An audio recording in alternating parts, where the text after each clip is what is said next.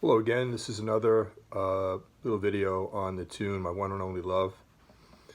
Previously I had posted just a playthrough of the whole arrangement, and then I just posted a kind of a shaky still shot of the tablature that I'm holding here. But I just thought I'd do one more and kind of walk through with the guitar, just slowly showing what I came up with for an arrangement on My One and Only Love. Anyway, if you're interested, check those other videos out when you get a chance. Okay, so there's a nice descending line at the beginning, and it just goes down diatonically the notes of the C major scale. We're in the key of C major, so it's like C, B, A, G, F sharp. Okay, and then along with that, we're going to play the melody itself. So you could either just think of it as a finger picking arrangement, which it is, or what I sometimes do is use the pick with the fingers, which is really the same effect. The only difference is you can, pick notes amongst the chords, which I find is easier with the pick. Anyway, whichever you do, it's up to you. But yeah, so we're going to start. We're going to play the C, open G. So I'm going to hold those two together. Now we've got B and A, C, D along with the open A, open E on the first string, now G on the sixth string, B up on the first string. Now just press that finger down to catch the G on the first string. Again, from the top. Open fifth along with the D on the second string. Open E, the low G with the high B, the high G. Now we've got, this is our F sharp out of that descending bass line. And if you can, on top, I'm going to put this, which is barring the first three, and you've got your F sharp here on the fourth. And then we're going to come up for just a three-note D7. I'm barring the first two, middle finger's on the third string, 11th fret. And then we're going to come back here. This is a G7.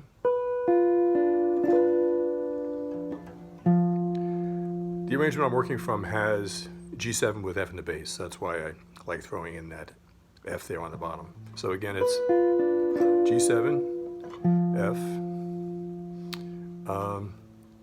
Two melody notes are G to F on the second string. This is going to be, it's going to look really like an A minor, but only from the fourth string. That's going to be our E in the bass, which is what this particular thing calls for.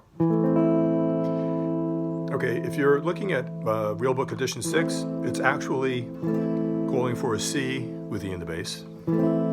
So I play that, and then I come up, and here, middle finger's barring the first two strings, the index finger's barring the third, fourth, and fifth. And then this resolves to F major 7, up at the 8th fret, F, E on the second string, G7, another straight G7, E minor 7. Now you can do that for the 2-5. It's a 2-5 leading basically back to D minor 7 again, but it's, and you can hold that note and add in C sharp on the third, G on the fourth.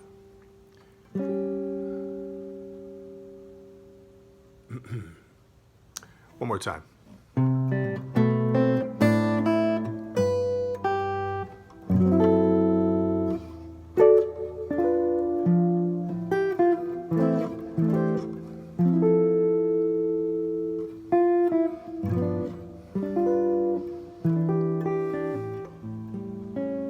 Now we're going to go into a D minor 7. The root is on the 5th string, 5th fret.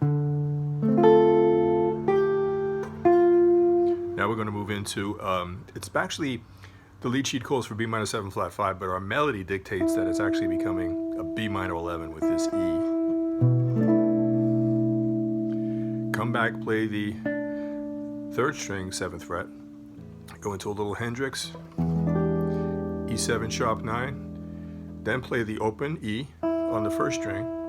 Now we're all the way down here in 1st position. We're just playing the first 4 strings, the inside 4 strings for this A minor 7.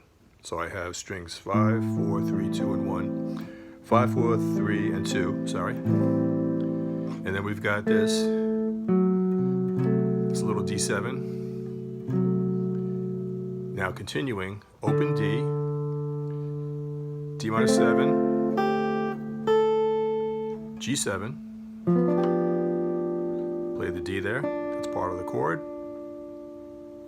E minor 7, A7, D minor 7, D flat 7, flat 5. Another way to do that would be just this. This is what I actually have on the tab. Come up to a D minor 11 here, and then just move down strings 6 and 4. We go back for repeat.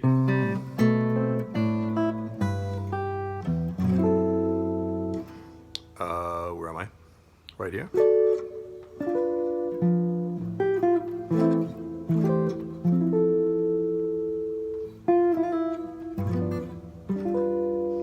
Once in a while I just do this. So before we did E minor 7 to A7. This is something I just stumbled across, and this happens once in a while. I stumbled across, I noticed Joe Pass seems to do that sometimes. So he had a beautiful arrangement of What Do You Do in the Rest of Your Life, where he kind of hit a chord. You're like, wow, it sounds kind of weird, sounds kind of wrong, but it's beautiful. So I stumbled on this one. You can go from this, which I guess technically it's an E minor 7, but it's got a major 7 in the bass. It's got the D sharp in the bass, and then you can kind of resolve it to an A13. Having said all that, I forgot where I was. Okay. So this is the second time through the A section.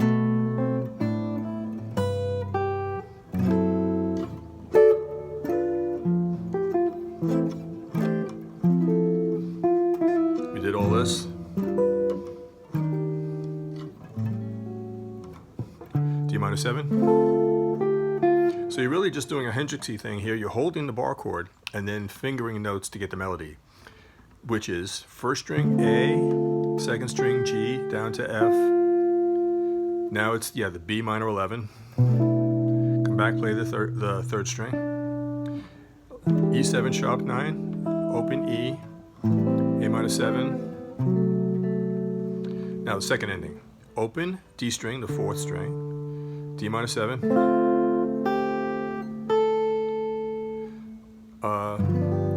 G7, put the pinky down on the 2nd string, it becomes a G13, and we resolve the whole thing to C6, which is here.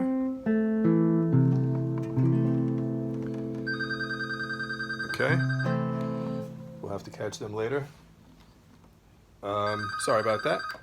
Excuse me. So, we're going to move now into the middle section. It's F sharp minor 7. Really just playing the bottom, the 6th, the 4th, and the 3rd. And then B7. Now the melody, open B string. I'm going to jump up to this B up here. E minor again. Again, it's that idea of holding the bar. B7. Going to kind of repeat that. E minor 7. F sharp minor 7. B7. Now, play the open B.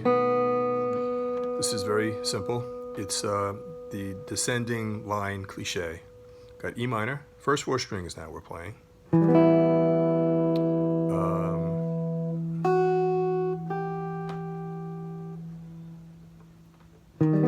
That's the descending line.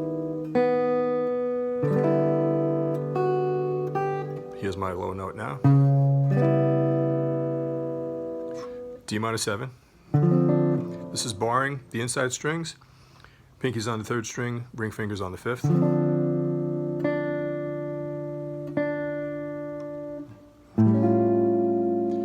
A7 sharp 5, I'm playing these 3 along with the open 5th string.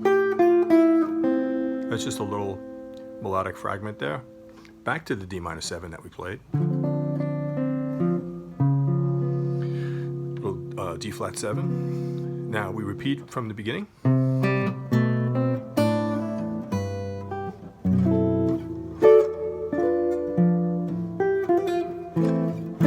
This is all the same.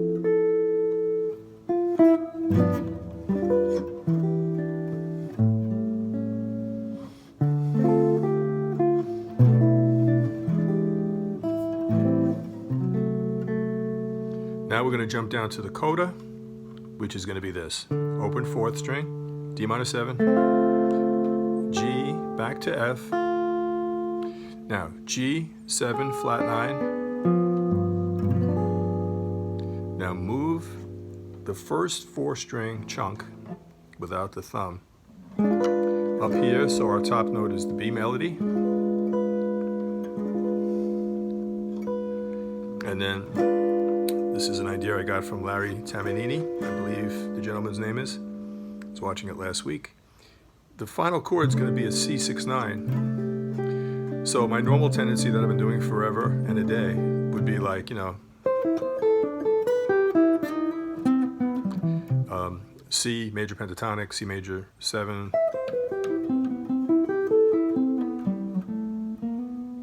So you gave me a different idea. Even though we're ending on C, the 1 chord in the key of C major, I got the idea from Larry, which is noodle around a bit with D major pentatonic. And we end on C6-9. My index is barring the middle 2 strings, my ring finger's on the 8th fret of the 2nd string, and my middle finger's on the 8th fret of the 6th string. So I hope that's helpful. Hope you like the tune. As I mentioned once before, check out Johnny Harmon and John Coltrane. You probably already have, but it's a great version. It's a tune from 1952, written by 2 guys I never heard of, Wood and Mellon. Anyway, I hope you have fun, keep practicing, and see you next time. Have a great day.